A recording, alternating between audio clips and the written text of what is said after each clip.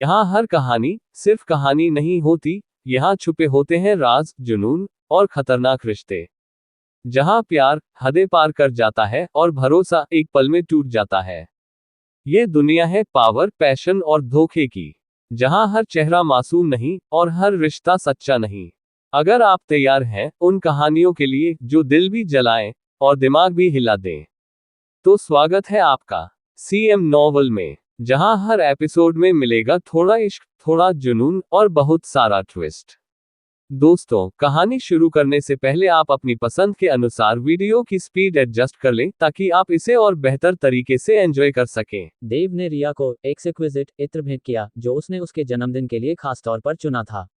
ललित और शिवांश ने भी अपने अपने उपहार उसे सौंपे। रिया ने हल्की सी मुस्कान के साथ उपहार स्वीकार किए, परंतु उसकी आंखों में देव के लिए चिंता साफ झलक रही थी।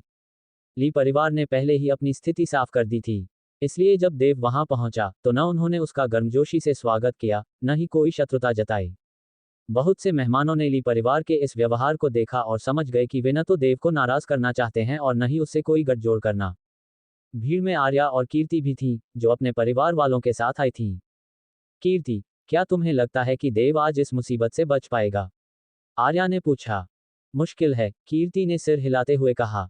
राठौर परिवार की ताकत को यहीं रहने वाले ही जानते हैं, और अब तो देव ने एर्नेस्ट और मेडिची परिवारों को भी क्रोधित कर दिया है। ये दोनों विदेशी परिवार राठौरों से भी ज्यादा शक्तिशाली हैं। इन दोनों परिवारों ने पिछले 2 दिनों से देव की गतिविधियों पर नजर रखी थी। यह अब किसी रहस्य की बात नहीं रही थी। इसका मतलब था कि आज केवल राठौर परिवार ही नहीं, बल्कि एर्नेस्ट और मेडिची भी देव पर हमला कर सकते थे। तीनों परिवार एक साथ, उसके लिए लड़ पाना नामुमकिन है, आर्या ने अफसोस से कहा। दूसरी ओर सुशांत, हर्षवर्धन, समर्थ और चिराग, वे 4 शिष्य जिन्हें उस दिन देव ने सबक सिखाया था, देव को देखकर मन ही मन प्रसन्न हो रहे थे। भले ही वे सीधे बदला नहीं ले सके थे, लेकिन आज की स्थिति से उन्हें सुकून मिल रहा था। तभी एक सख्त चेहरे वाला, शांत स्वभाव का अधेड़ पुरुष सभा में प्रवेश करता है। उसके आते ही ली परिवार के वरिष्ठ सदस्य ली वेदांत, ली देवांश और ली यश खड़े हो जाते हैं। बोविंद जी, आप आ गए। कई मेहमान भी खड़े होकर उनका स्वागत करते हैं। बोविंद राठौर सबसे पहले ली परिवार के बुजुर्ग को प्रणाम करता है और फिर सीधे देव की ओर देखकर कहता है, तुम ही देव हो? हाँ, देव शांत स्वर में कहता है। मैं बोविंद राठौर हूँ, उसी चेतन का पिता जिसकी हड्डियां तुमने तोड़ी थीं। उसने मुझे शहर छोड़ने की धमकी दी थी, बिना शव छोड़े मार डालने की। मैंने तो उसे जिंदा छोड़ा, यही रहम है। देव का स्वर यथावत बना रहा। रहम? बोविंद का गुस्सा फूट पड़ा। अगर यह रहम है, तो क्या तुम उसे मार ही डालते अगर नरमी नहीं दिखाते? देव ने बस 2 शब्द कहे, सही कहा। पूरे हाल में सन्नाटा छा गया। हर कोई हैरान था कि देव इतनी निडरता से बात कर रहा है। अगर उसने चेतन को मारने की बात कह दी है, तो क्या वह किसी और को भी नहीं छोड़ेगा? बोविंद की आंखों में अब केवल आग थी। अगर आज तुमने राठौर परिवार को सफाई नहीं दी, तो मैं तुम्हें जिंदा नहीं छोड़ूंगा। उसके शरीर से एक भयंकर ऊर्जा निकली और पूरे हॉल को झकझोर दिया। सोने सी चमकती लपटें आसमान में फैल गईं, और उसके पीछे एक सुनहरी सर्प की आकृति प्रकट हुई। ये राठौर परिवार की स्वर्ण सर्प श्वास विधि है, किसी ने फुसफुसाया। यह विधि बहुत दुर्लभ थी और केवल राठौर परिवार के पास ही थी, SS श्रेणी की सबसे खतरनाक श्वास विधियों में से एक। हर कोई समझ गया कि बोविंद अब वाकई देव को मारने पर उतारू है। इसी बीच घोषणा हुई, दक्षिण परिवार की मीरा पहुंची हैं। यादव परिवार की झिलमिल पहुंची हैं। मीरा और झिलमिल एक साथ भीतर आईं। उनके पीछे एक मंझली उम्र की महिला और एक सफेद बालों वाले बुजुर्ग भी थे। वे सीधे देव के पास पहुंचे। बोविंद अंकल, ये गलतफहमी है क्या? मीरा बोली। अगर है, तो उसे बात करके सुलझा लें। इतना गुस्सा क्यों? झिलमिल ने जोड़ा।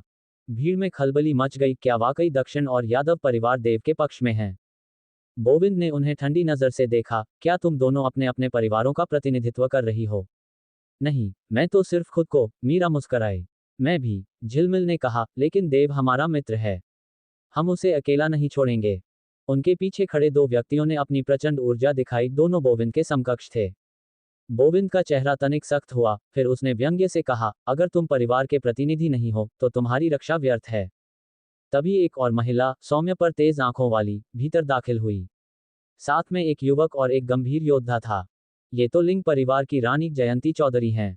उसने सबको देखा, फिर ललित की ओर देखकर कहा, तुम और तुम्हारी माँ बच तो गए थे, अब फिर लौटने की हिम्मत? ललित की आंखें ज्वाला सी जलने लगीं। देव ने उसके कंधे पर हाथ रखकर उसे शांत किया। जयंती देव की ओर बढ़ी। तुम ही देव हो? मैं एक सौदा करना चाहती हूँ। पहले इसे मुझे सौंप दो, फिर खुद अपने घुटने तोड़ो और माफी मांगो। शायद मैं तुम्हारी जान बख्श दूं। देव मुस्कुराया, बेहतर होगा तुम घुटनों के बल आओ, माफी मांगो और जान की भीख लो। दिलचस्प, बहुत समय हुआ किसी ने मुझे ऐसे जवाब दिए हों। पर अब तक जो भी ऐसा करता था, मर गया। मीरा और झिलमिल सतर्क हो गईं। उन्होंने अपने पीछे खड़े दोनों योद्धाओं को निगाहों से इशारा किया।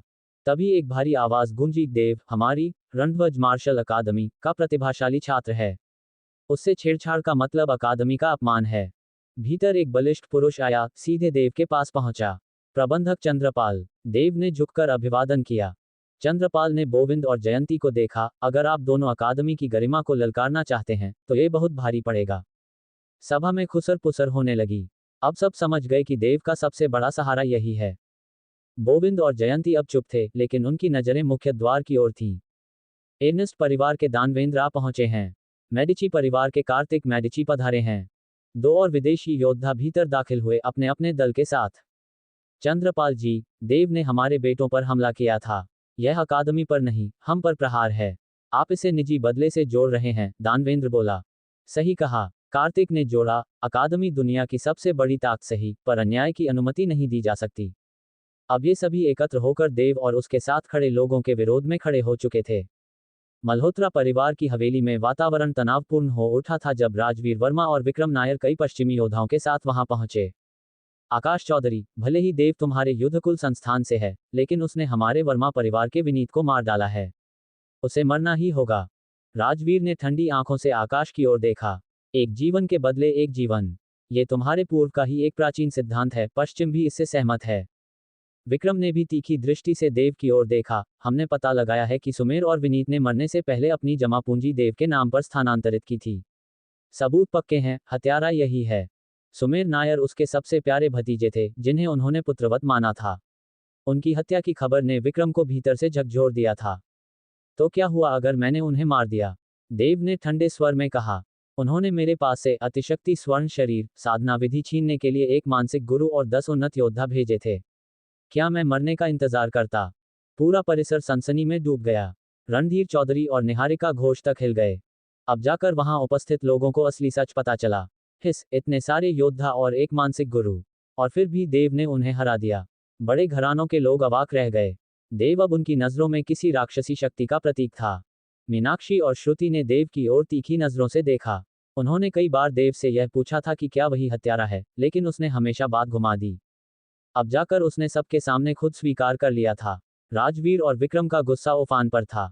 स्वीकार कर लिया कि तूने हत्या की, अब उसका परिणाम भी भुगत। राजवीर बोला। क्या तुम बहरे हो? देव गरजा। उन्होंने पहले मुझे मारने की योजना बनाई थी। मैंने आत्मरक्षा की। सच को खोजना कठिन नहीं। हमें कोई परवाह नहीं। हमारे नायर परिवार के किसी को मारेगा तो मरेगा ही, विक्रम ने सख्ती से कहा। रणधीर चौधरी आगे आया। आकाश जी, आप हमारी चौधरी खानदान की उपेक्षा कर सकते हैं, लेकिन बाकी 4 महान घरानों की नहीं।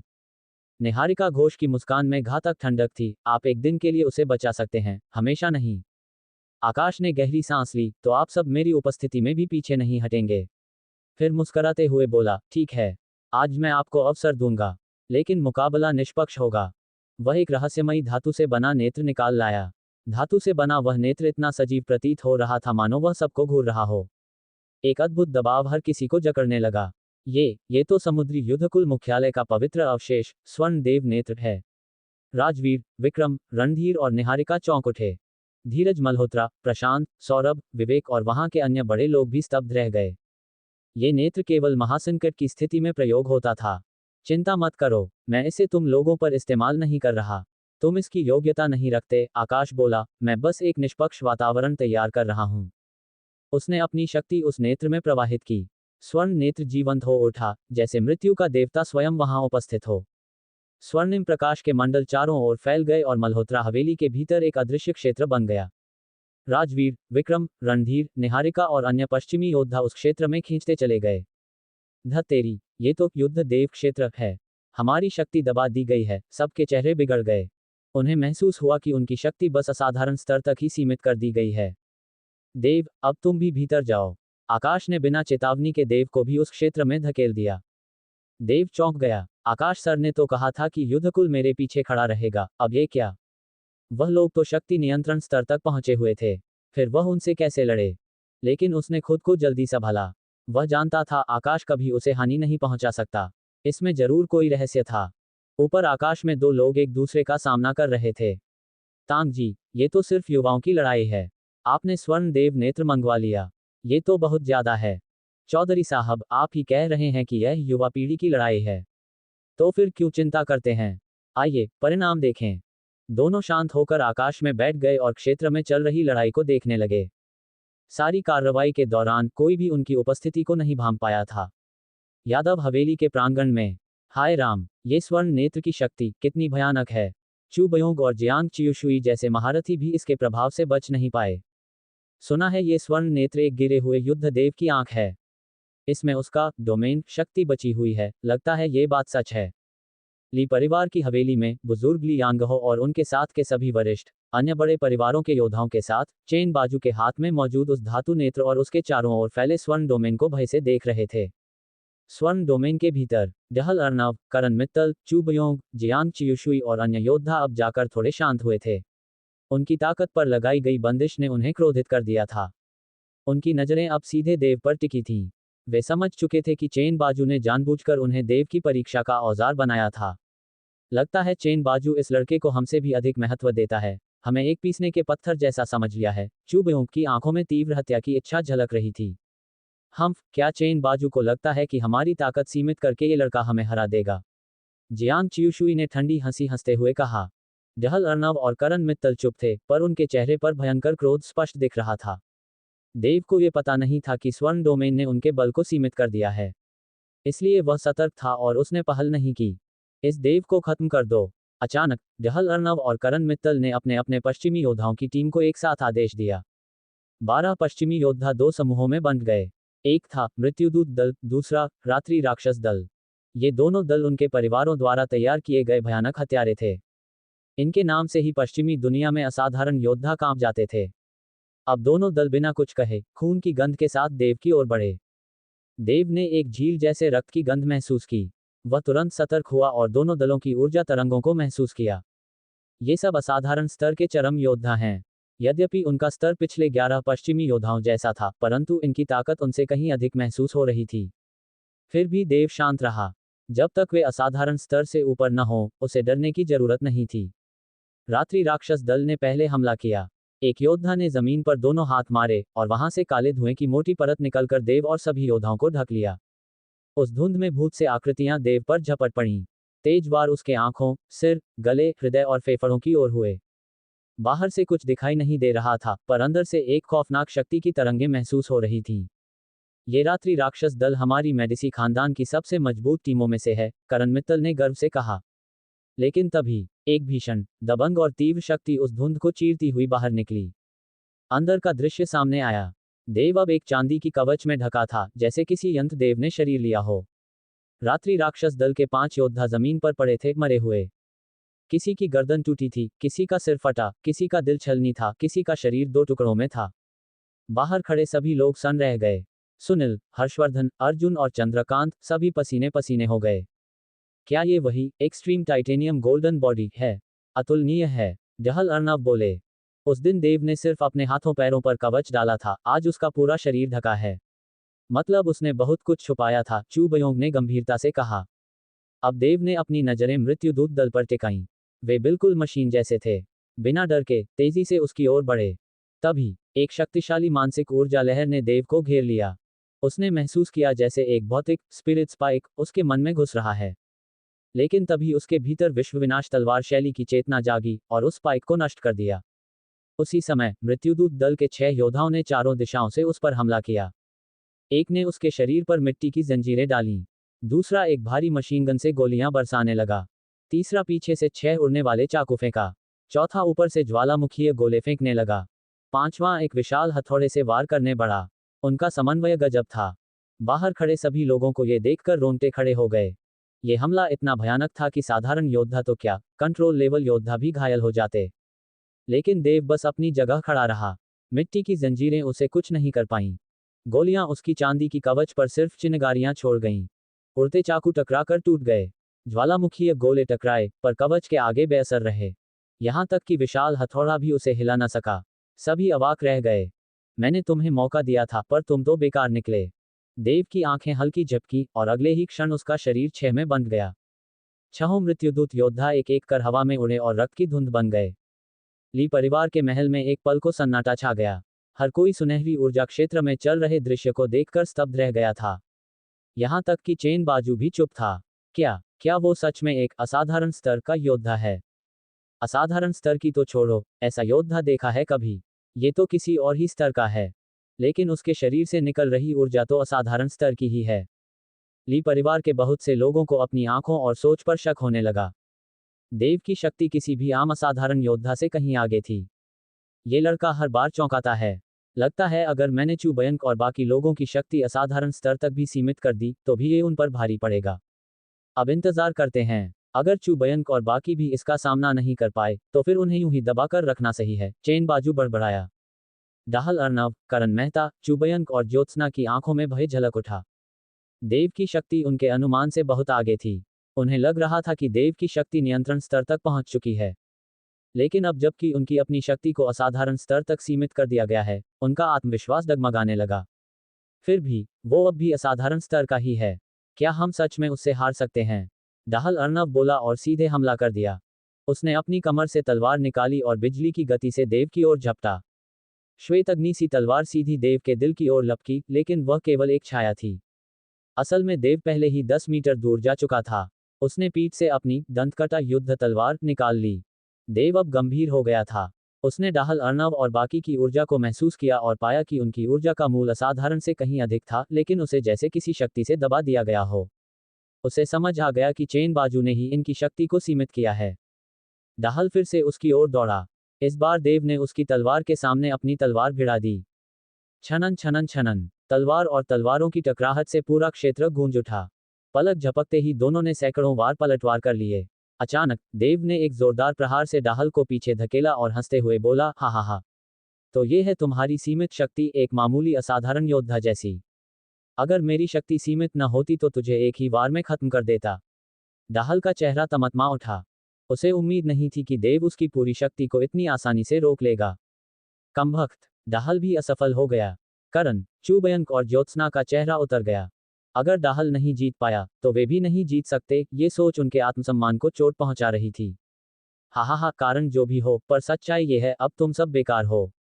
देव की देह हवा में 7 छायाओं की तरह चमकी और वो सीधे डाहल के सामने आ गया।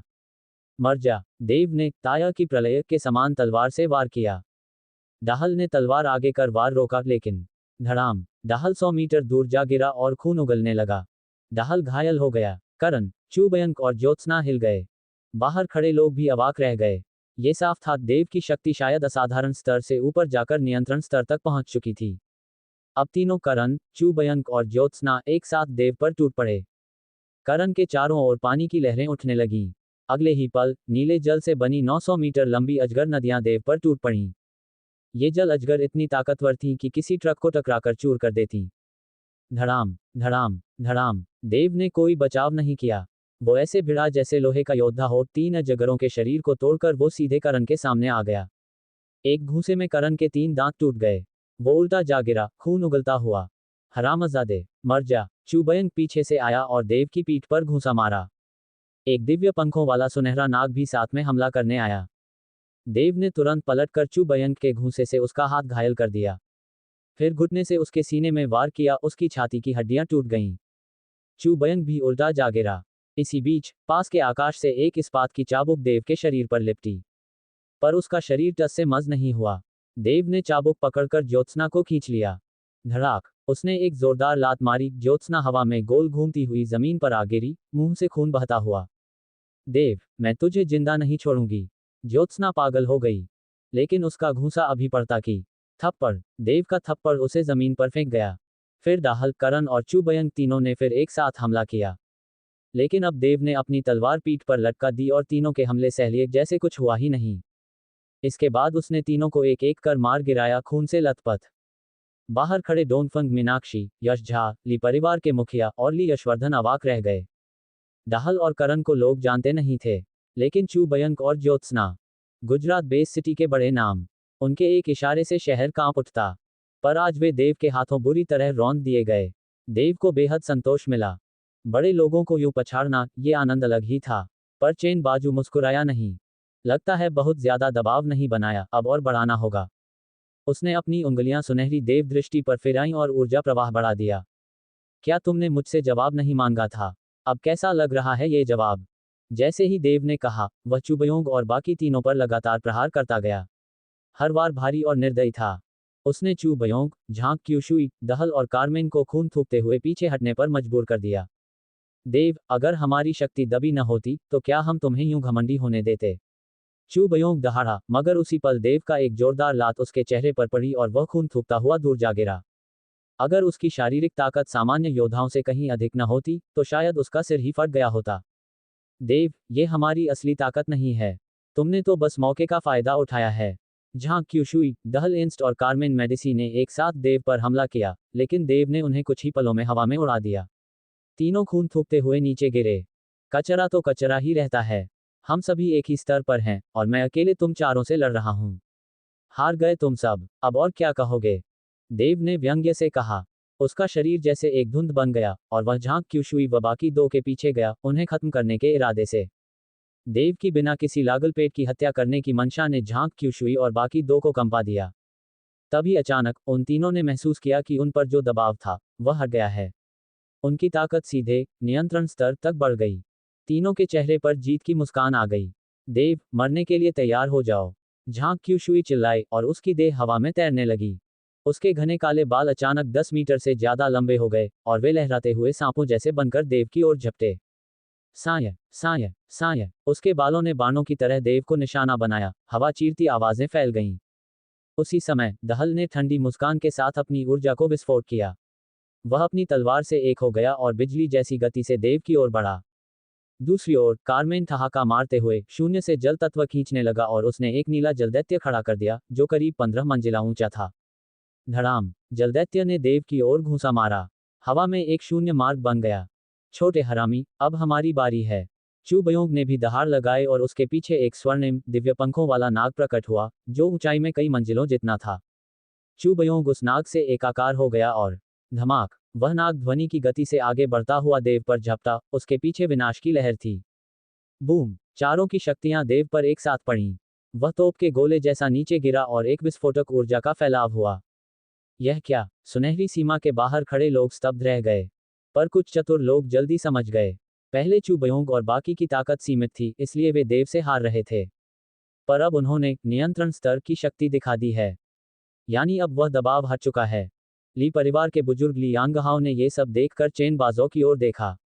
उसे समझ आ गया कि चुबयोंग और बाकी की शक्ति लौटने के पीछे चेनबाजों का ही हाथ है, क्योंकि वही स्वर्ण नेत्र को नियंत्रित करता है। पर उसकी मंशा क्या थी, ये वह नहीं समझ पाया। सिर्फ वही नहीं, बाकी कई लोग भी चेनबाजों की ओर देखने लगे। चेनबाजों के चेहरे पर कोई भाव नहीं था। लिंग झान, शिमिंग और ली किंगशी सुनहरी क्षेत्र की ओर चिंतित निगाहों से देख रहे थे। डोंगफिंग मिंगजू और यांग झेनझेन को हालांकि देव की सुरक्षा की चिंता नहीं थी। वे जानते थे कि जब तक चेनबाजों मौजूद है, देव को कुछ नहीं होगा। पर वे भी चकित थे, क्या चेनबाजों सच में मानता है कि देव 4 नियंत्रण स्तर के योद्धाओं से एक साथ निपट सकता है? क्या वह देव की क्षमता को जरूरत से ज्यादा नहीं आंक रहा? सुनहरी क्षेत्र के भीतर देव खड़ा था। उसके चारों ओर की यांत्रिक चांदी की कवच टूट चुकी थी। उसे उम्मीद नहीं थी कि अचानक चुबयोंग और बाकी की शक्ति इतनी बढ़ जाएगी। इसी वजह से वह कुछ देर के लिए उनसे मात खा गया। पर उसका एक्सट्रीम टाइटेनियम गोल्डन बॉडी उसे धोखा नहीं दे रही थी। भले ही वह सिर्फ हेक्सागन आर्मर के तीसरे स्तर तक गया था, फिर भी इसने उसे बिना किसी गंभीर चोट के चारों के सामूहिक वार से बचा लिया। हालांकि कीमत यह थी कि उसकी चांदी की कवच लगभग चकनाचूर हो गई। अब उसके चेहरे पर हल्की उत्सुकता थी। अब तक चुबयोंग और बाकी की ताकत बहुत कम थी। उन्हें कुचलना आसान था, पर उससे कोई अभ्यास नहीं मिल रहा था। उसे अपनी पूरी शक्ति का प्रयोग करने की जरूरत तक नहीं पड़ी थी।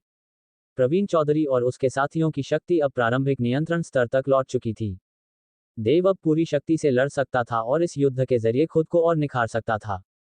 उसे ये भी साफ महसूस हुआ कि यह विवेक राठौड़ की योजना का हिस्सा था। लगता है तुम्हारी ताकत फिर से नियंत्रण स्तर तक पहुंच चुकी है। पर अब ये और भी मजेदार हो गया है। देव ने सिर उठाकर प्रवीण और बाकी तीनों की ओर देखा। बस एक विचार के साथ उसने एक्सट्रीम टाइटेनियम गोल्डन बॉडी की 5वीं अवस्था, ह्यूमन एक्सट्रीम बॉडी सक्रिय कर दी।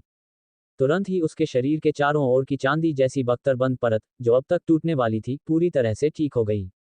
उस बख्तर में अब सर्किट जैसे नीली रेखाएं चमकने लगी, जो पूरी बख्तर को जोड़कर एक संपूर्ण कवच बना रही थी। अगले ही पल, वह बख्तर देव के शरीर में समा गया। उसका शरीर धातु की तरह बदलने लगा। उसकी मांसपेशियां मशीन के पुर्जों जैसी हो गईं। उसके पूरे शरीर पर नीली रोशनी में चमकते सर्किट पैटर्न फैल गए। अब देव बिल्कुल एक धातु से बना छोटा विशालकाय प्राणी लग रहा था, पूरी तरह तकनीकी ताकत से भरा हुआ। उसके शरीर से निकली उग्र, प्रभुत्वपूर्ण और तीव्र आभा पूरे स्वर्ण क्षेत्र में तूफान की तरह फैल गई। प्रवीण और बाकी साथी ये देखकर पहले ही हैरान थे कि देव ने उनका एक साथ हमला झेल लिया, लेकिन उसके शरीर में हो रहे बदलावों को देखकर उनके होश उड़ गए। उन्हें उसमें से एक घातक खतरे की भावना महसूस हो रही थी। एक्सट्रीम टाइटेनियम गोल्डन बॉडी का यह अगला रूप है क्या? वाकई बेहद शक्तिशाली है। नैना की आंखों में नीली रोशनी झिलमिला रही थी। वह देव को देखती रह गई। उसके भीतर से निकल रही दमनकारी ऊर्जा से वह जान गई कि अगर वो सामने लड़ने जाए तो शायद एक झटके में मारी जाए। रीमा ने कहा, अब समझ आया कि गुरुदेव हमेशा इस विधा की इतनी तारीफ क्यों करते थे। उन्होंने कितनी बार कहा कि इसका लुप्त हो जाना दुर्भाग्य की बात है। अब लगता है वे सही थे। मंटू की आंखें चमक उठी। बॉस की ये बॉडी टेक्निक वाकई कमाल की है। काश मैं इसे सीख पाता। उसका सपना था दुनिया का सबसे ताकतवर और हैंडसम व्यक्ति बनने का। एक्सट्रीम टाइटेनियम गोल्डन बॉडी जैसी तकनीक उसके लिए एक सपना थी, लेकिन इसमें एक छोटी सी भी चूक जान ले सकती थी, इसलिए भले ही देव उसे सिखाए, वह इसे सीखने की हिम्मत नहीं कर पाया। फिर भी उसने तय कर लिया था, अगर ये विधा नहीं, तो कोई और बॉडी टेम्परिंग तकनीक जरूर सीखेगा। विक्रम और आदित्य कुछ नहीं बोले, लेकिन उनके चेहरे पर भी हैरानी साफ थी। राजवंत हवेली में मौजूद सारे मेहमान देव में हो रहे परिवर्तन को स्तब्ध होकर देख रहे थे। इस क्षण देव से एक जबरदस्त शक्ति का आभास हो रहा था। स्वर्ण क्षेत्र में प्रवीण चौधरी और बाकी तीनों की आंखों में गंभीरता आ गई। देव उनके लिए अब खतरा बन चुका था। मार दो इसे। मुझे नहीं लगता कि हम 4 लोग मिलकर भी इसे नहीं हरा सकते, राहुल झा चीखा। हाँ, और चाहे कुछ भी हो, इसकी ताकत की भी कोई सीमा तो होगी ही, विकास नागर बोला। प्रवीण, राहुल, विकास और किरण मल्होत्रा एक साथ फिर देव पर टूट पड़े। एक सुनहरी नागिन, जिसके 2 दिव्य पंख थे, हवा में लहराती हुई आई। उसके शरीर से विनाशकारी कंपन निकल रहे थे। लेकिन तभी एक नीली रोशनी से चमकता धातु का विशाल हाथ नागिन की गर्दन को पकड़कर जमीन पर पटक देता है। उसका सिर चकनाचूर हो जाता है। एक दूसरी ओर से सर्प जैसे लंबे बाल देव के धातु रूप पर हमला करते हैं। लेकिन देव ने केवल एक हाथ घुमाया और उसकी तलवार जैसी धार से सारे बाल एक झटके में कट गए। एक और तेज तलवार प्रकाश उसकी आंखों की ओर आया, लेकिन देव ने अपनी धातु पलकों से उसे रोक लिया। फिर बिजली की गति से उसका हाथ बढ़ा और नाइट तलवार को पकड़कर टुकड़े टुकड़े कर दिया। फिर एक 16 मंजिला नीली विशाल आकृति ने उस पर मुक्का मारा, लेकिन देव ने भी उसी ताकत से मुक्का मारा और उस नीले दानव को चूर चूर कर दिया। किरण मल्होत्रा की आकृति उस नीले दानव से बाहर गिरती है, खून उगलते हुए। देव बुदबुदाया, अब इस युद्ध को खत्म करने का समय है। उसकी आंखों में धातु सी चमकती हुई निर्मम क्रोध की लहर थी। वह एक झटके में किरण मल्होत्रा के सामने आ गया। उसका धातु का हाथ उसकी गर्दन पकड़कर उसे हवा में उठा चुका था।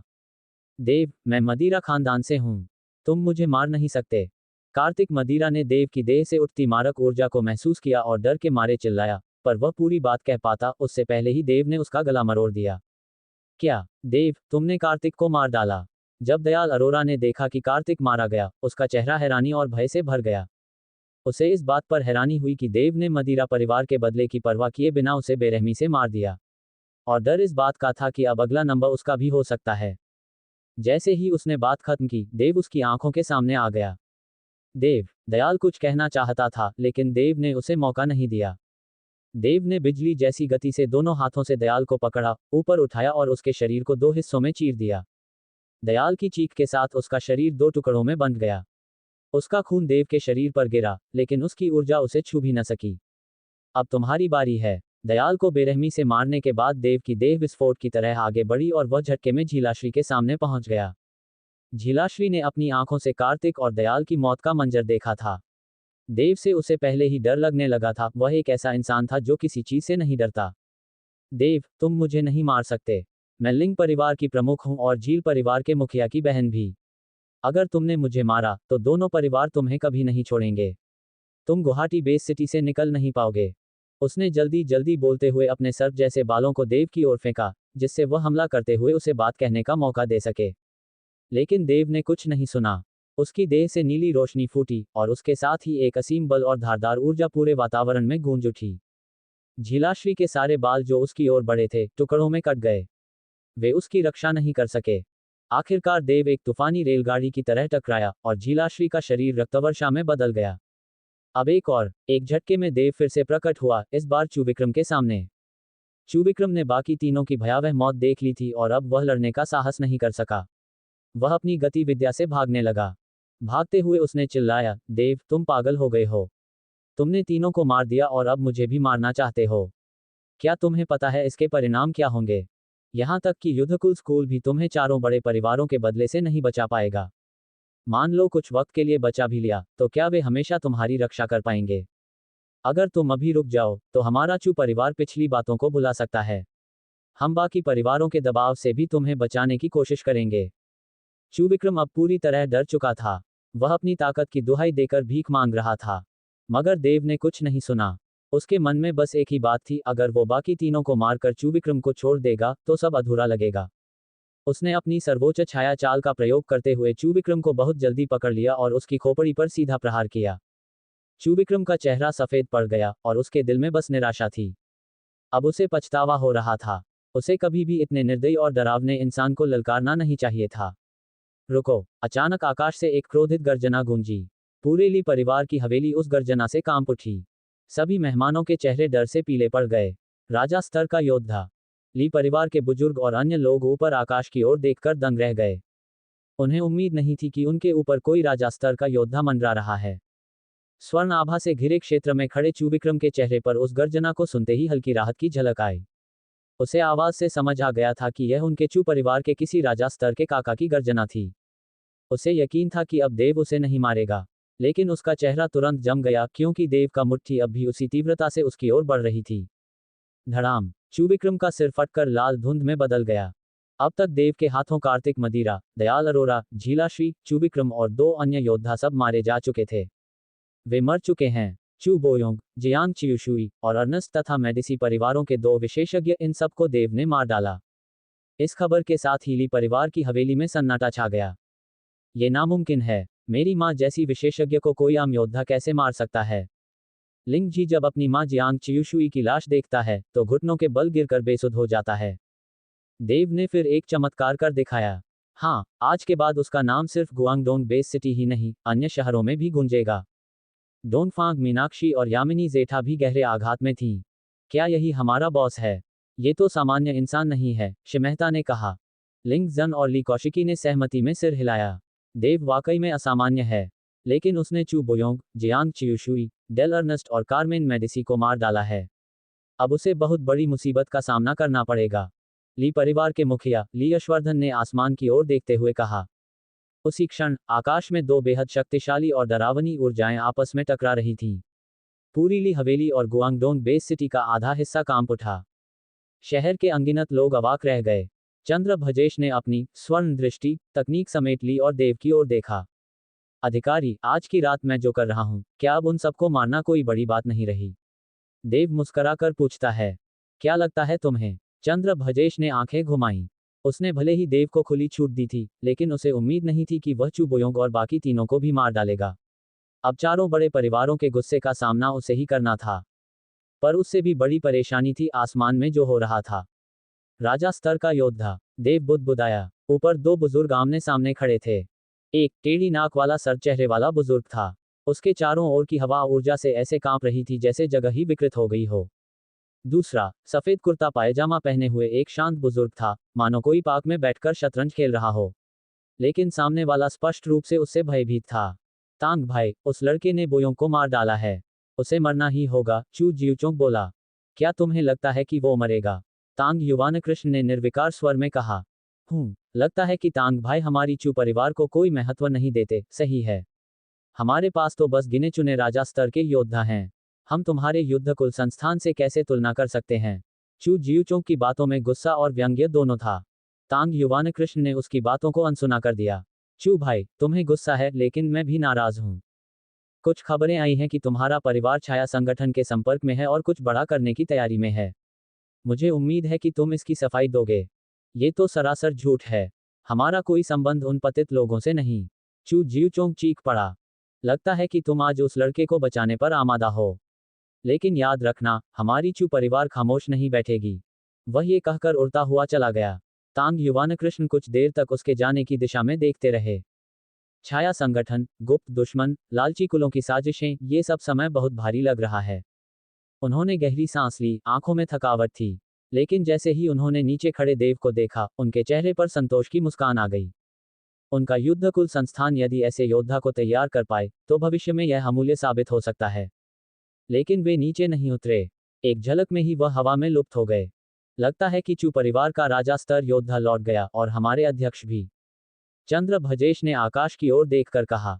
अध्यक्ष? हाँ, इस बार हमारे क्षेत्र के युद्धकुल संस्थान के अध्यक्ष खुद आए थे। वरना मैं तुम्हें ये छूट देने का साहस नहीं करता। अब देव समझ गया कि चंद्र भजेश उसे इतना खुला मैदान क्यों दे रहे थे। तांग युवानकृष्ण, जो इस पूरे बेस सिटी के 5-6 सबसे शक्तिशाली लोगों में से एक थे, वहीं मौजूद थे। देव, तुम्हें पता है न कि तुमने कितनी बड़ी मुसीबत मोल ली है। भले ही हमारा संस्थान तुम्हें सार्वजनिक तौर पर बचा ले, लेकिन अगर चारों बड़े परिवार गुप्त तरीके अपनाएं, तो हम हर बार तुम्हारी रक्षा नहीं कर पाएंगे। मुझे याद रहेगा, अधिकारी जी। देव ने सिर हिलाकर कहा। वह जानता था कि ये परिवार बदला जरूर लेंगे। लेकिन उसे चिंता नहीं थी। बस समय चाहिए था ताकि वह इतना शक्तिशाली हो जाए कि कोई उसका सामना न कर सके। उसी वक्त लिंग जन आगे आया और झुककर बोला, देव, उस औरत को मारकर मेरी मां की मौत का बदला लेने के लिए धन्यवाद। इतनी औपचारिकता क्यों? दोस्ती में धन्यवाद नहीं होता, देव ने उसके कंधे पर हाथ रखकर कहा। ली कौशिकी की जन्मदिन पार्टी इन घटनाओं के बाद वहीं समाप्त हो गई। चंद्र भजेश चले गए। देव, लिंग जन और शिव मेहता ने ली कौशिकी से उन्हें होटल तक पहुंचाने के लिए गाड़ी मंगवाई। जो कुछ भी ली हवेली में हुआ, वह कुछ ही घंटों में पूरे शहर की उच्च वर्गीय सोसाइटी में फैल गया। गुआंगडोंग बेस सिटी में मानो भूकंप आ गया हो। स्वर्ण दृष्टि का उपयोग, मृतक रात्रि दल और मृत्यु दल, 4 बड़े परिवारों के शीर्ष योद्धाओं की मौत और राजा स्तर के योद्धाओं की टक्कर। ये सारी बातें शहर में तूफान बनकर फैल गईं। देव का नाम अब हर प्रभावशाली व्यक्ति की जुबान पर था। एक असाधारण योद्धा होकर 4 उच्च श्रेणी योद्धाओं को मार देना, ये किसी चमत्कार से कम नहीं था। सच ही तो है, अगर तुम कुछ कर दिखाओ, तो कौन नहीं जानेगा तुम्हारा नाम। वॉशिंगटन होटल में देव चुपचाप बैठा था। उसने हाल ही में चू बोयोंग, झांग क्यूशुई, डहल एर्नेस्ट और कामिन मेडिसी को खत्म किया था। ये चारों शक्तिशाली कुलों से थे, और अब वो उनके पूरे परिवारों का दुश्मन बन चुका था। नहीं, असल में अब वह 5 बड़े कुलों से टकरा चुका था। झांग क्यूशुई, झांग कुल के मुखिया की बहन थी। उसकी हत्या का जवाब झांग कुल जरूर देगा। देव को अपनी शक्ति पर पूरा विश्वास था। लेकिन वह घमंडी नहीं था। उसे अच्छी तरह पता था कि इन कुलों की जड़ें कितनी गहरी हैं और उनके पास कितने अनुभवी योद्धा हैं। भले ही बैटलोक्स मार्शल स्कूल उसका समर्थन कर रहा था, परंतु ये कुल छुपकर वार कर सकते थे। एक छोटी सी चूक उसके लिए जानलेवा साबित हो सकती थी। इसलिए सबसे जरूरी बात थी और अधिक शक्तिशाली बनना। अगर वह काफी ताकतवर हो जाए, तो ये 5 कुल उसके लिए कोई चुनौती नहीं रहेंगे। वॉशिंगटन होटल लौटने के बाद वह वहीं रुका रहा और बाहर कहीं नहीं गया। पिछले 6 दिनों में उसने सभी बचे हुए 170 उच्च स्तरीय जेनेटिक पोषण इंजेक्शन ले लिए। ग्रेटर दैन नाम, देव। वर्तमान स्तर, मध्य स्तरीय असाधारण योद्धा। जीवन ऊर्जा, 800। गुणांक अंक, 8032.5। असाधारण शक्ति, 40% वर्धनीय। असाधारण शक्ति को बढ़ाओ। बस इतना सोचते ही उसके सामने के आंकड़े पैनल में जबरदस्त हलचल हुई। पूरा पैनल जैसे ऊर्जा की परछाइयों में बदल गया। उसकी रगों में खून की हलचल, आंतों की हरकतें और शरीर की हर कोशिका की सांसें, सब कुछ स्पष्ट महसूस हो रहा था। फिर अचानक उसके शरीर के सबसे भीतर से अजीब कंपन उठा। मानो किसी गहरे अंधेरे में वसंत की बिजली गूंज रही हो। उसके मांसपेशियों, हड्डियों और नसों में सोई हुई जीवन शक्ति जाग उठी। एक रहस्यमयी ऊर्जा लहर की तरह उसके पूरे शरीर में फैल गई। उसकी कोशिकाएं उस ऊर्जा को तेजी से सोखने लगी, मांसपेशियां बढ़ने लगी, हड्डियां और मजबूत होने लगीं। उसका पूरा शारीरिक विकास सामान्य स्थिति की तुलना में 10,000 गुना तेजी से हुआ। काफी समय बाद, वह रूपांतरण पूरा हुआ। अब देव को साफ महसूस हो रहा था कि उसकी ताकत 5 से 6 गुना बढ़ चुकी थी। उसने दोबारा आंकड़े पैनल देखा। ग्रेटर दैन नाम, देव। वर्तमान स्तर, उच्च स्तरीय असाधारण योद्धा। जीवन ऊर्जा, 1100। गुणांक अंक, 2134। असाधारण शक्ति, 100% अवर्धनीय। रक्त रेखा, नवचंद्र, 1% जागृत वर्धनीय। प्राथमिक श्वास विधि, एस रैंक, 42वां स्तर, अंधगह्वर रूप। विश्व विनाश तकनीक, एसएस रैंक, प्रथम स्तर, सागर विच्छेदन। अत्यंत टाइटेनियम स्वर्ण शरीर, एस रैंक, 5वां स्तर, मानव चरम शरीर। परछाई कला एस रैंक 7वां स्तर। रत्न स्तूप ध्यान विधि ए रैंक प्रारंभिक अवस्था। देव मुस्कुराया, अब मेरी असाधारण शक्ति 100% हो चुकी है। मैं असाधारण स्तर की सीमाओं तक पहुंच चुका हूं। मेरी जीवन ऊर्जा भी 1100 हो गई है, जो कि कंट्रोल रियल में प्रवेश की नींव है। अभी वह नियंत्रण स्तर के रहस्यों से अनजान था, इसलिए उसने तय किया कि वह पहले गुरु चंद्र प्रकाश से सलाह लेगा और फिर अगली तरक्की की ओर बढ़ेगा। उसने फिलहाल कोई अन्य तकनीक उन्नत नहीं की, क्योंकि उसे महसूस हो रहा था कि वह जल्द ही रत्न स्तूप ध्यान विधि को स्वयं सीख जाएगा। अब गुआंगडोंग बेस सिटी में मेरा आखिरी काम है, 100 लगातार जीत हासिल करके 10 अरब रुपये की इनामी राशि लेना। उसने यह बात सोचते ही दरवाजा खोला और बाहर निकला। उसने लिंग जन और शिवम को अपना प्लान बताया। भाई, अब समझ में आया कि तुम जन्मदिन की पार्टी के बाद वापस क्यों नहीं गए। तुम 100 जीत की तैयारी कर रहे थे। शिवम की आंखों में रुपयों की चमक थी। तुमने जब इतने बड़े योद्धाओं को हराया, तो ये लड़ाई तो अब बस खेल है। तीनों होटल से निकले और टैक्सी ली। उनके निकलते ही पांचों कुलों को तुरंत खबर मिल गई, Dev extreme great bestial battle arena की ओर जा रहा है। डोंगफांग, मीनाक्षी और यामिनी झने भी यह खबर सुनकर उसी ओर निकल पड़ी। अब पूरे शहर का ध्यान देव पर था। जब वह एरिना पहुंचा, तो यामिनी झने गुस्से से बोली, देव पहले ही 3.1 अरब जीत कर ले गए, अब फिर से आए हो लूटने। देव मुस्कुराया, अमीरों से लेकर गरीबों की मदद कर रहा हूं। आपकी एरिना हर साल खरबों कमाती है, मैं हर 9 साल में सिर्फ 10 अरब ले जाऊं तो क्या फर्क पड़ता है। यामिनी मुस्कुराई, ठीक है, तुम्हारी जीत अगर असली है, तो ये एरिना के लिए एक प्रचार होगा। डोंगफांग, मीनाक्षी पास आए, मुझे पता था तुम इतने दिनों से यहीं छुपे बैठे हो क्योंकि तुम इन पैसों को नहीं छोड़ सकते। दीदी मीनाक्षी, देव ने गर्मजोशी से स्वागत किया। यामिनी ने नाराज होकर कहा, मीनाक्षी को दीदी कहते हो, मुझे नहीं। देव हंसते हुए बोला, दीदी यामिनी। इन दोनों ने देव की जान बचाई थी, इसलिए वह उन्हें सच में अपनी बहनों जैसा मानने लगा था।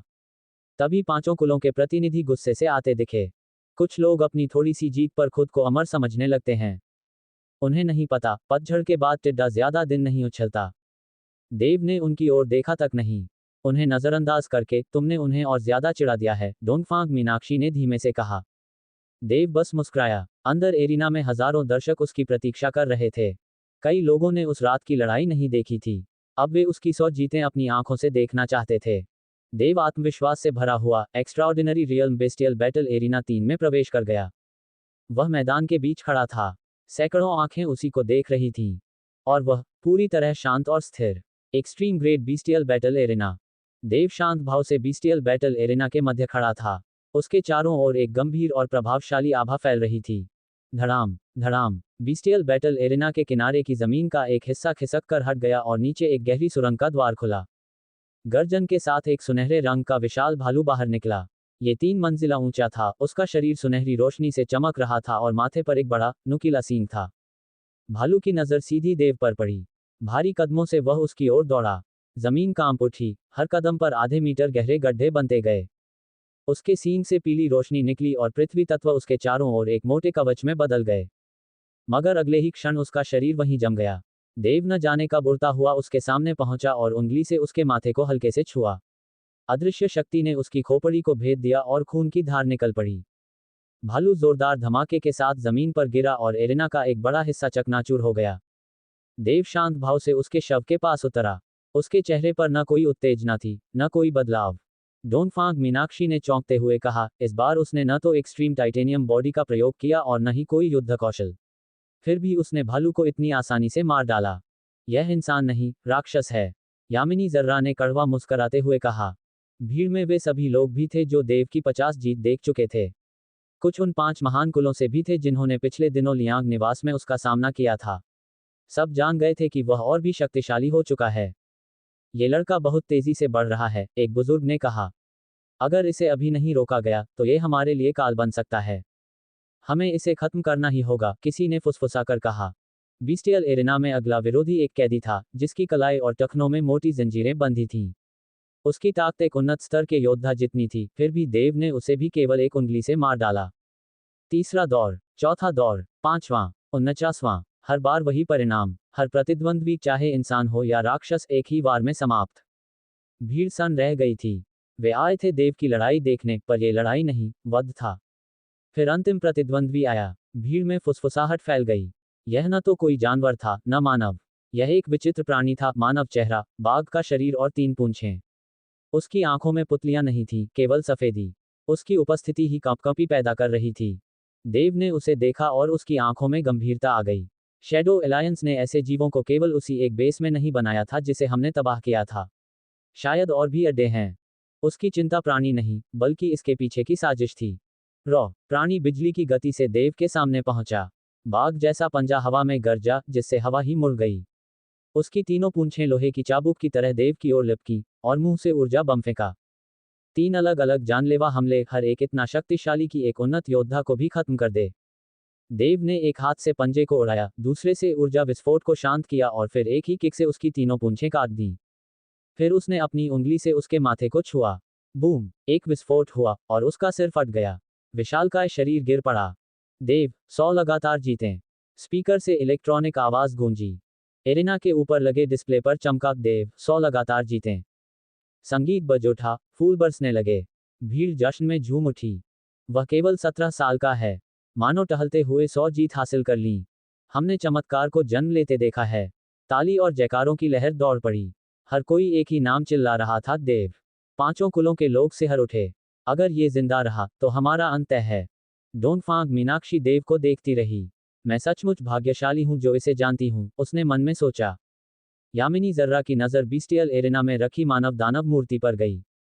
मन में एक विचार आया, क्या देव एक दिन दूसरा मानव दानव बन सकता है? ये विचार ही उसे झटका दे गया। उसका गुरु कहता था, मानव दानव होना वर्जित है। वह मानव भी है, दानव भी और देव भी। पर आज वह विश्वास कर पाई कि देव शायद ये कर सकता है। देव शांत भाव से एरेना के बीच खड़ा था, फूलों और तालियों को स्वीकार करता हुआ। उसकी घड़ी बजी। 10 अरब की राशि उसके खाते में स्थानांतरित हो चुकी थी। देव मुस्कुराया। ग्वांगडोंग बेस सिटी की यात्रा पूरी हुई। अब वह लौटने का निर्णय ले चुका था, जियांग सिटी, नीलविहार कॉलोनी, नागपुर। आखिरकार मैं वापस आ गया। देव अपने बंगले के बाहर खड़ा था और थोड़ी देर तक चुपचाप देखता रहा। गुआंगडोंग बेस सिटी की ये 10 दिन की यात्रा किसी पूरी जिंदगी जैसी लगी। इन 10 दिनों में बहुत कुछ बदल गया था, शक्ति में, जीवन में और हालातों में। अब वह सिर्फ एक आम युवक नहीं रहा था। उसके खाते में अब अरबों थे और वो अब एक अरबपति बन चुका था। ये सोचते ही देव के होठों पर हल्की मुस्कान आ गई। वह दरवाजा खोलकर अंदर चला गया। भैया, आप तो कमाल कर गए। 100 जीते लगातार, वो भी अल्टीमेट बीस्ट बैटल एरिना में। जैसे ही देव घर में दाखिल हुआ, उसकी छोटी बहन दिया चीखती हुई आई और उससे लिपट गई। उसकी आंखों में गर्व झलक रहा था। तुम्हें कैसे पता चला? देव ने उसके सिर पर हाथ फेरा और उसकी चोटी को शरारत में एक घोंसले जैसे बालों के ढेर में बदल दिया। भैया, अब कौन से जमाने में जी रहे हो? इंटरनेट है हमारे पास। दिया ने मुंह बनाया, लेकिन वो इतनी उत्साहित थी कि उसे अपने बालों की हालत का भी ध्यान नहीं रहा। आपके 100 जीतों की खबर सोशल मीडिया पर ट्रेंड कर रही है। आप नहीं जानते, मेरे स्कूल के दोस्तों के चेहरे कैसे देखने लायक थे जब उन्हें पता चला कि आप नागपुर के हैं। और जब पता चला कि आप मेरे भाई हो, ओह भैया, उनकी शक्लें देखकर मजा ही आ गया। काश उन्होंने आपकी कोई लड़ाई की वीडियो भी अपलोड की होती, तो सब आपके जलवे देख पाते। वो खुशी से चहकती जा रही थी, जैसे कोई नन्ही चिड़िया। देव उसे देखकर मुस्कुराया। उसे अच्छा लगा कि उसने अपनी बहन को खुद पर गर्व करने का एक कारण दिया। मैंने कहा था न, जब मार्शल आर्टिस्ट बन जाऊंगा तो तुम्हें पॉकेट मनी में 5 लाख दूंगा। अब वादा निभाने का वक्त है।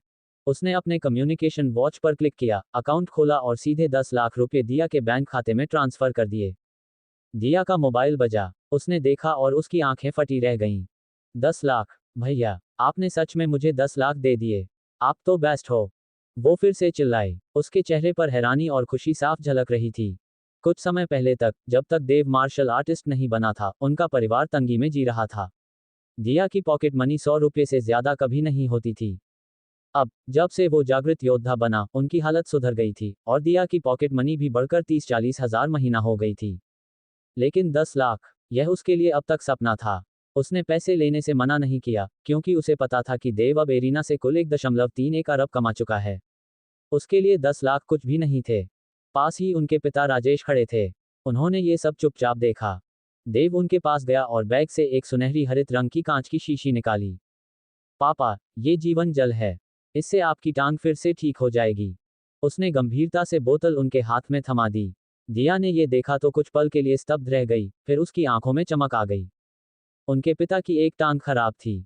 वह चलते वक्त लंगड़ाते थे, फिर भी उन्होंने मजदूरी करके दोनों बच्चों को पाला, पढ़ाया और हर जिम्मेदारी निभाई। जितनी बार भी वे अस्पताल गए, कोई इलाज नहीं मिला। वह सब देव और दिया के दिल का दर्द था। इंटरनेट पर उन्होंने पढ़ा था कि जीवन जल किसी भी शारीरिक जख्म को ठीक कर सकता है, लेकिन इसकी कीमत 1 अरब सिर्फ सपना थी। और आज देव ने वह सपना सच कर दिखाया। राजेश ने जीवन जल को हाथ में लिया। उनकी आंखों में हल्की नमी तैर गई। तुम लोग बाहर रुको, मैं अपने कमरे में जाकर इसे लेता हूँ। राजेश कमरे में गए और दरवाजा बंद कर लिया। देव और दिया उम्मीद भरी निगाहों से दरवाजे को ताकते रहे। कमरे के भीतर राजेश शीशी को देख रहे थे। उनके चेहरे पर एक रहस्यमयी भाव था। चटक, उन्होंने अपनी जख्मी टांग को जरा सा हिलाया और वो ठीक हो गई। ये तो गलत है, मैंने अभी जीवन जल पिया भी नहीं। मैं देव का दिल नहीं तोड़ सकता। उन्होंने खुद से बुदबुदाते हुए अपनी टांग को फिर से झटका दिया और वह फिर से लंगड़ी बन गई।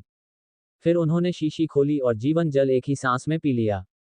अगले ही पल एक हरी चमक उनके घुटने पर फैल गई। चटक की आवाज के साथ उनकी टांग सचमुच पूरी तरह ठीक हो चुकी थी। देव ने मुस्कुराते हुए कहा, हाँ, अब सब ठीक लग रहा है। उसके पिता अशोक की आंखों में संतोष की झलक थी। अगर उसकी बहन रिया और भाई करण ये देख लेते तो शायद हैरानी से उनके मुंह खुले रह जाते। कुछ ही देर में अशोक कमरे से बाहर निकले। रिया खुशी से उछल पड़ी जब उसने देखा कि उसके पापा की लंगड़ी टांग अब बिल्कुल ठीक हो गई है। पापा, आपकी टांग ठीक हो गई, ये कितनी बड़ी बात है। वो लगभग रो ही पड़ी थी, जबकि करण भी बहुत खुश नजर आ रहा था। कई सालों के बाद उनके पिता की टांग पूरी तरह ठीक हो गई थी। अशोक ने हंसते हुए कहा, आज का दिन बहुत अच्छा है। मैं बाजार से सब्जियां लाकर एक बढ़िया खाना बनाता हूँ। देव सोफे पर आराम से लेटा हुआ था। उसने देखा कि रिया अपने दोस्तों को कॉल करके अपने भाई की तारीफें कर रही थी। देव ने गहरी सांस ली और मुस्कुराया। ताकत लगातार बढ़ रही है, बैंक बैलेंस अरबों में है, पापा की टांग भी ठीक हो गई। जिंदगी इससे बेहतर क्या होगी। तभी उसकी घड़ी में वाइब्रेशन हुआ। स्क्रीन पर नाम उभरा, मोहित, बेस्ट फ्रेंड। देव ने कॉल उठाया। अबे हरामी। कॉल उठाते ही मोहित चिल्लाया, तेरा नाम ट्रेंडिंग में चल रहा है। मैंने पहले तो सोचा कोई और देव होगा जिसने बेस्टियल एरिना में 100 जीत हासिल की है, लेकिन जब ठीक से देखा तो तू ही निकला। मैंने 999 बार चेक किया, फिर भी यकीन नहीं हुआ। देव ने हंसते हुए कहा, अबे मोटे, तुझे मुझ पर थोड़ा तो भरोसा होना चाहिए। तू जानता है मैं अंदर से कितना सुंदर हूं, अभी बस वो दिखाना शुरू किया है। 100 बार जीतना कोई बड़ी बात नहीं है। अब आदत डाल ले। बकवास मत कर, मोहित बोला, तेरा भीतरू सौंदर्य नहीं, तू तो पूरा चालाक, बेशर्म और नीच है। पर साला, तूने जाने कौन सी किस्मत पाई है जो अचानक तेरा लेवल ऊपर चला गया। अब तू एक्स्ट्राऑर्डिनरी मार्शल आर्टिस्ट भी बन गया। ऐसे नीच लोग अगर सफल हो सकते हैं तो हम जैसे मासूम लोग कहाँ जाएं। ऊपर वाला अंधा है क्या। देव ने दांत भींचते हुए कहा, मोटे, बहुत दिन हो गए मुकाबला किए हुए। मोहित चौंक गया, उसे देव के साथ पिछली हारें याद आ गईं। क्या क्या कहा, मुझे कुछ याद नहीं। वह हंसी में बात टालने लगा। वैसे तुझ जैसा बेस्ट फ्रेंड मिलना मुश्किल है, चल अब मैं दूसरों के सामने तेरी तारीफ करता हूँ। और उसने झट से कॉल काट दिया। कुछ ही देर में देव को इंस्ट्रक्टर योगेश का कॉल आया। देव, तू तो छा गया, योगेश ने कॉल पर आते ही कहा। देव मुस्कुरा रहा था, लेकिन तभी स्क्रीन पर योगेश के पीछे एक जाना पहचाना चेहरा उभरा, नेचर मार्शल आर्ट्स स्कूल के इंस्ट्रक्टर विजय। विजय के चेहरे पर गुस्सा था। योगेश ने तुरंत पीछे मुड़कर देखा। अबे विजय, तू यहाँ क्या कर रहा है। क्या कर रहा हूँ, तूने मुझे धोखा देकर वो प्रतिभाशाली लड़का चुरा लिया जो हमारे स्कूल का बनता था। मैं तुझे कभी माफ नहीं करूंगा, विजय चीखा। अरे अरे, देव तो हमारा है, बेटलैक्स स्कूल का, योगेश ने घबराकर कहा। लेकिन विजय उस पर टूट पड़ा। मर जा योगेश, अबे हाथ सही जगह रख। तू क्या कर रहा है। जो तूने किया वही, मेरा चमत्कारी छात्र चुरा लिया। अब भुगत। तू समझता है तुझे ही ये चाल आती है। देख मेरी ड्रैगन कैचिंग क्लॉ। देव, जो वीडियो कॉल पर ये सब देख रहा था, पूरी तरह चौंक गया। क्या नज़ारा है, वह बुदबुदाया। इसका वीडियो तो सेव करना पड़ेगा। लेकिन तभी योगेश ने शायद कुछ महसूस किया और कॉल बंद कर दी।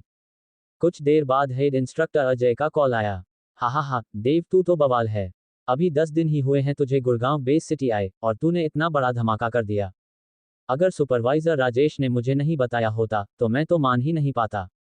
अजय जोर से हंसा। वो पहले से देव के बारे में जानता था और जानता था कि अगर उसके कामों की खबर बाहर गई तो क्या हंगामा होगा। वह बेहद खुश था कि उसने सही समय पर देव को बेटलैक्स स्कूल में लिया। देव, राजेश ने बताया कि हमारी ह्यूमन अलायंस कुछ बड़ा करने वाली है। तू मार्शल आर्टिस्ट की वेबसाइट पर अपडेट्स जरूर देखता रह। क्या वह बड़ी कार्रवाई जिसकी ओर चेनबाजों ने इशारा किया था, इतनी जल्दी शुरू होने वाली है। देव थोड़े चकित रह गए। धन्यवाद प्रमुख प्रशिक्षक, मैं ध्यान रखूंगा। अच्छा है, मैं बाकी लोगों को सूचित करता हूँ। कहकर कोई हर्षवर्धन ने कॉल काट दिया। देव कुछ पल तक सोचते रहे, आखिर ये बड़ी कार्रवाई है क्या? लेकिन उन्हें कोई सुराग नहीं मिला। उन्होंने बस मार्शल आर्ट की आधिकारिक वेबसाइट खोल ली और उस पर लगातार जानकारी खंगालने लगे। ड्रैगन बे गार्डन के पास के एक जंगल में 5 सायेदार आकृतियां एक विशाल वृक्ष की डालियों पर खड़ी थीं, देव के विला की ओर टकटकी लगाए। उनके वस्त्रों पर अर्धचंद्र का चिन्ह बना था। अजीब बात यह थी कि उनके वस्त्रों पर पड़ती रोशनी मुरझाती थी, जिससे राह चलते लोगों को वे नजर नहीं आते थे। कैप्टन, ऊपर वालों का क्या मतलब है? देव को पकड़ना है, मारना है या जिंदा पकड़ना? एक ने मुखौटा पहने व्यक्ति से पूछा। बाकी 3 भी उसी ओर देखने लगे। मुखौटाधारी कुछ पल सोचता रहा, फिर ठंडे स्वर में बोला, ऊपर वालों का असली इरादा समझ नहीं आ रहा, लेकिन जो भी हो, हमें देव को काबू करना ही है। अगर जिंदा पकड़ सकते हैं तो ठीक, नहीं तो उसका शव लेकर लौटेंगे। इसी वक्त एक अधेड़ आदमी, दोनों हाथों में सब्जियों के थैले लिए, उस पेड़ के नीचे से गुजरा। पेड़ की डालियों पर खड़े लोग उसे देखकर बेपरवाह रहे और आपस में बातें करते रहे। उनके चोगे सामान्य नहीं थे, उनमें उन्नत तकनीक लगी थी जो उन्हें दृश्य और श्रव्य रूप से अदृश्य बना देती थी। न जाने कितने लोग उस पेड़ के नीचे से गुजरे होंगे, किसी को न उनकी झलक मिली, न ही उनकी आवाज सुनाई दी। वे निश्चिंत थे कि यह अधेड़ व्यक्ति भी उन्हें नहीं देख पाएगा। लेकिन तभी वह व्यक्ति रुक गया, सिर उठाकर उन्हें देखने लगा। अरे भाई, इतनी देर से पेड़ पर खड़े हो, थकते नहीं क्या? पेड़ पर खड़े 5 लोगों ने नीचे देखा, और जब ये यकीन हो गया कि वो आदमी उन्हीं से बात कर रहा है, तो सभी हैरान रह गए। लेकिन अगले ही पल 5 की आंखें बंद हो गईं और वे अचेत हो गए। देव के घर में देव लगातार मार्शल आर्ट की वेबसाइट से जानकारी इकट्ठा कर रहे थे। तभी अचानक पूरी वेबसाइट काली हो गई। फिर एक गंभीर घोषणा स्क्रीन पर चमकी। वैश्विक मानव प्रतिभा प्रतियोगिता शुरू होने वाली है। दुनिया में अनगिनत प्रतिभाएं हैं, लेकिन असली प्रतिभाशाली कौन है? कौन है जो अजेय कहलाने के लायक है? इन सभी प्रश्नों का उत्तर मिलेगा इस वैश्विक प्रतियोगिता में। अगर तुम अपने आप को प्रतिभाशाली मानते हो, तो भाग लो इस प्रतियोगिता में। दुनिया भर के प्रतिभागी तुमसे भिड़ेंगे। प्रतिभावान विजेताओं को न केवल शानदार पुरस्कार मिलेंगे, बल्कि उन्हें तीनों मार्शल आर्ट स्कूलों और मानव संघ द्वारा प्रशिक्षण भी मिलेगा। ये प्रतियोगिता battleaxe martial school, nature martial school और स्पिरिट मार्शल स्कूल द्वारा संयुक्त रूप से आयोजित की जाएगी। 5 देशों और 22 मुख्य शहरों में इसका आयोजन होगा। फिर एक लिंक आया, प्रतियोगिता की पूरी जानकारी यहाँ पढ़ें। देव ने उस पर क्लिक किया और पढ़ते गए। जैसे जैसे उन्होंने पढ़ा, उनका खून जोश से भरता गया। प्रतियोगिता के पहले स्थान का इनाम 1. 100 बिलियन अलायंस डॉलर। 2. सम्राट श्रेणी के राक्षसी जीव का रक्त। 3. सभ्यता के खंडहर में प्रवेश का एक मौका। 4. तीनों मार्शल स्कूलों के मुख्यालय में अध्ययन का एक अवसर। दूसरे स्थान का इनाम 1. 100 बिलियन अलायंस डॉलर। 2. सम्राट श्रेणी के राक्षसी जीव का रक्त। 3. मुख्यालय में अध्ययन का मौका। तीसरे स्थान का इनाम 1. 100 बिलियन अलायंस डॉलर। 2. राजा श्रेणी के राक्षसी जीव का रक्त।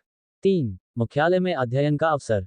देव ने जब ये इनाम पढ़े, तो उन्होंने तुरंत ठान लिया। उन्हें प्रतियोगिता में भाग लेना ही है, और उन्हें पहला स्थान ही चाहिए। उस दिन पूरी दुनिया में हलचल मच गई। देव अपने घर में बैठा वैश्विक मानव प्रतिभा प्रतियोगिता से जुड़ी जानकारी ध्यान से पढ़ रहा था। जैसे ही उसकी नज़र शीर्ष 3 विजेताओं को मिलने वाले इनामों पर पड़ी, उसकी सांसें तेज हो गईं। उसी पल उसने तय कर लिया कि वह इस प्रतियोगिता में हिस्सा लेगा। उसकी नज़र पहले स्थान के इनाम पर अटक गई। पहले स्थान पर 100 अरब गठबंधन मुद्रा के अलावा सम्राट स्तर के राक्षस की रक्त संवित बूंद भी मिलती है। सम्राट स्तर का राक्षस, राक्षसों की पिरामिड में सबसे ऊपरी स्तर का जीव होता है। एक चलता फिरता प्रलय। उस पर परमाणु बम और लेजर तोपें भी असर न करें, बल्कि संभव है कि वह और भी ताकतवर हो जाए। ये राक्षस अपने अधीन असंख्य अन्य राक्षसों को नियंत्रित करते हैं। किसी सम्राट स्तर के राक्षस को मारने से पहले उसके राक्षसी दल को पार करना पड़ता है। उसके बाद ही उस पर हमला करने का मौका मिलता है। ऐसे में सम्राट स्तर के राक्षस का मारा जाना दुनिया भर में एक बड़ी घटना मानी जाती है। उनका रक्त अत्यधिक ऊर्जा से भरा होता है। यहाँ तक कि युद्ध देवता जैसे योद्धाओं को भी इसे शुद्ध करके अपार लाभ मिल सकता है। लेकिन मानव योद्धा के लिए भी एक बूंद इस रक्त की पाना आसान नहीं होता। इसकी कीमत 100 अरब से भी कहीं ज्यादा है। इसे मुद्रा से नहीं खरीदा जा सकता, यह अमूल्य है। योद्धा बाजार में भी यह उपलब्ध नहीं। देव को वह चर्चा याद आई जब कभी एक युद्ध देव, मेघनाथ शर्मा नामक योद्धा, अपने पुराने घावों के कारण जीवन जल के प्रयोग के बाद भी नहीं बच सका और उसने 300 अरब का प्रस्ताव देकर एक बूंद सम्राट रक्त की मांग की थी। फिर भी उसे वह नहीं मिला। यह उदाहरण दिखाता है कि वह रक्त कितना दुर्लभ और मूल्यवान है। देव ने फिर उस सभ्यता के खंडहरों में प्रवेश का एक अवसर और तीनों शीर्ष युद्ध विद्यालयों के मुख्यालय में अध्ययन का एक अवसर देखा। दूसरे इनाम को समझना आसान था। लेकिन पहले इनाम को लेकर जानकारी बहुत कम थी। किसी ने इंटरनेट पर कहा था कि मानव गठबंधन के पास कई रहस्यमय सभ्यताओं के खंडहर हैं। उनमें चौंकाने वाले अवसर छिपे हो सकते हैं, लेकिन कोई स्पष्ट विवरण नहीं था। देव को भी कुछ विशेष जानकारी नहीं थी, लेकिन अगर इस अवसर को केवल पहले स्थान के लिए ही रखा गया था और बाकी स्थानों को नहीं, तो यह निश्चित था कि इनाम बहुत ही अनमोल था। बाकी रैंकिंग के इनामों पर नजर डालते हुए देव समझ गया कि इस बार के इनाम वाकई असाधारण हैं। यहां तक कि 100वें स्थान पर आने वाले को भी 3 अरब गठबंधन मुद्रा और अन्य पुरस्कार मिलते। ये साफ था कि मानव गठबंधन असली प्रतिभाओं को खोजकर उन्हें प्रशिक्षित करना चाहता है। मुझे सिर्फ पहला स्थान चाहिए, देव ने खुद से कहा। उसने अब तय कर लिया था कि वैश्विक मानव प्रतिभा प्रतियोगिता में पहला स्थान उसका ही होगा। जो भी बाधा उसके रास्ते में आएगी, वह उसे हटा देगा। अब उसमें यह आत्मविश्वास था। फिर उसने प्रतियोगिता के नियम पढ़ने शुरू किए। भाग लेने की पात्रता, आयु 30 वर्ष या उससे कम, शक्ति न्यूनतम, जागरण स्तर। प्रतियोगिता का प्रारूप, क्षेत्रीय चयन और फिर वैश्विक फाइनल।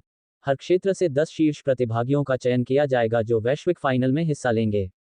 क्षेत्रीय चयन 3 चरणों में होगा, प्रारंभिक, अर्ध फाइनल और क्षेत्रीय फाइनल।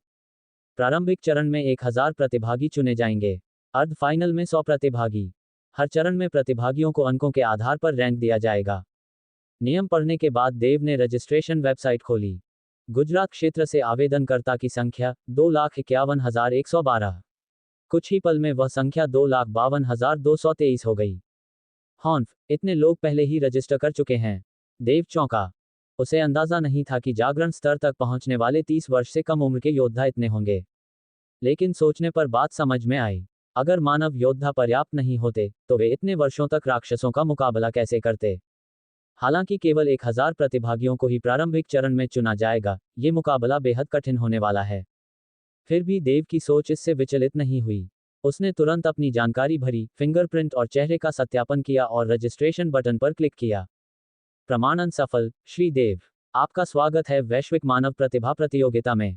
हम वादा करते हैं कि प्रतियोगिता पूरी तरह निष्पक्ष होगी। कृपया अपना ईमेल चेक करें। जैसे ही उसकी पंजीकरण स्वीकृत हुई, वेबसाइट पर एक संदेश दिखाई दिया। ट्रिन। देव को तुरंत एक ईमेल मिला। उसने खोलकर देखा, प्रतियोगिता से जुड़ी कई बातें बताई गई थीं। जैसे कि यह प्रतियोगिता असली दुनिया में नहीं बल्कि वर्चुअल रणभूमि पर होगी। वर्चुअल रणभूमि एक आभासी संसार था जो वर्चुअल रियलिटी तकनीक से बना था। इस दुनिया में देखने, छूने, सूंघने जैसी इंद्रियों का अनुभव वास्तविक जैसा होता है। यह महसूस होता है मानो वे सचमुच वहीं हों। वर्चुअल रियलिटी तकनीक को लंबे समय से गेमिंग जैसे नागरिक क्षेत्रों में इस्तेमाल किया जा रहा था, इसलिए देव इस तकनीक से भलीभांति परिचित था। ये तो बहुत ही सुविधाजनक है। अगर लड़ाई वर्चुअल युद्धभूमि में हो, तो हम कहीं से भी कभी भी भाग ले सकते हैं। और एक और फायदा है वर्चुअल युद्धभूमि में लड़ने का। यहाँ किसी को मार डालने का डर नहीं होता। अगर मैं खुद मारा भी जाऊं, तो असल जिंदगी में कोई नुकसान नहीं होगा। देव लगभग निश्चित था कि यही कारण था कि ग्लोबल ह्यूमन जीनियस प्रतियोगिता को वर्चुअल प्लेटफॉर्म पर आयोजित किया गया था। क्योंकि जब तक कोई पूरी ताकत से, बिना किसी झिझक के नहीं लड़ेगा, तब तक उसकी असली युद्ध क्षमता सामने नहीं आएगी। लेकिन ऐसी लड़ाइयों में भारी जानहानि की संभावना होती है। हर मार्शल आर्टिस्ट मानव एलायंस के लिए एक अनमोल संपत्ति होता है, और इन प्रतिभाशाली युवाओं की तो बात ही अलग है। अगर ऐसे असंख्य प्रतिभाशाली लोग सिर्फ चयन प्रक्रिया में ही खत्म हो जाएं, तो यह मानवता के लिए ही भारी क्षति होगी। लेकिन अगर कोई नियम बना दिया जाए कि किसी को नहीं मार सकते, तो फिर कोई अपनी पूरी ताकत का प्रदर्शन कर ही नहीं पाएगा। वर्चुअल युद्धभूमि ने इस समस्या को बखूबी हल कर दिया था। देव ने एक बार फिर प्रारंभिक राउंड की तारीख देखी, एक हफ्ता बाकी था। प्रतियोगिता 1 अगस्त 2020 को शुरू होनी थी। गुजरात बेस सिटी, ली परिवार का निवास स्थान, मार्शल आर्ट साधना कक्ष में, जमीन पर पद्मासन में बैठी लीमा ने धीरे धीरे अपनी आंखें खोलीं। उसकी आंखों से विद्युत की महीन रेखाएं फैलने लगीं। कुछ ही पलों में तेज बिजली उसकी पूरी देह को ढंक चुकी थी और जहां वो बैठी थी, वहां लकड़ी की फर्श पर काले जलने के निशान उभर आए। धड़कन की गूंजती आवाज गूंज उठी, इतनी तेज कि पूरे साधना कक्ष की हवा तक कांप उठी। चारों ओर लगे कांच की खिड़कियां और छत की झूमर तक कांपते हुए दरकने लगे। ये दिल की धड़कन किसी सामान्य मनुष्य की हो ही नहीं सकती थी। बधाई हो मालकिन, आपने कंट्रोल रियल में प्रवेश कर लिया है। एक मंझली उम्र की महिला, जो सेविका की पोशाक में थी, सामने आकर बोली। इसमें बधाई की क्या बात है, बस काफी समय से दबा रही थी, अब जाकर सब एक साथ फूट पड़ा। लीमा ने शांत स्वर में कहा। फिर उस सेविका की ओर देखकर पूछा, जाने से पहले मैंने तुम्हें कहा था कि देव का ध्यान रखना। अगर जरूरत पड़े तो हमारे लिए परिवार का नाम इस्तेमाल करना। क्या वह ठीक है? सेविका के चेहरे पर अजीब सी मुस्कान आ गई। मालकिन, वह देव तो किसी की सुरक्षा का मोहताज ही नहीं है। उसने देव के साथ बेस सिटी में हुई सारी घटनाओं को विस्तार से बताया। लीमा काफी देर तक स्तब्ध रह गई।